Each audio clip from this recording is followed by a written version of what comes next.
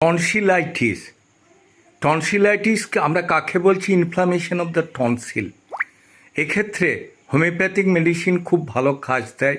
যদি খুব লাল হয়ে টকটকে ফুলে থাকে বেলেডোনা, যদি বেলেডোনা দেবার পর কয়েকদিন যাবার কোনো কাজ না হয় তখন ক্যালকেরিয়া কাপ, যদি শক্ত ইঁটের মতো হয়ে যায় আর্নিকা মন্টানা, আর যদি ফোঁড়া পাকার মতো ভেতরে চুঁচের মতো কষ্ট বোধ হয় লিডাম পল কাজ দেয়। ফাইটোলেক্কা দিয়ে গার্গেল খুব এফেক্টিভ এবং পার্মানেন্ট সলিউশনের জন্যে আমরা কিন্তু ডিপ অ্যাক্টিং রিমেডি ব্যাসিলিনাম বা টিবারকুলিনামের উপর নির্ভর করতে পারি। গার্গেল অবশ্যই করা উচিত সকাল সন্ধে, এবং রাতে হালকা গরম জল খেয়ে শোয়া উচিত।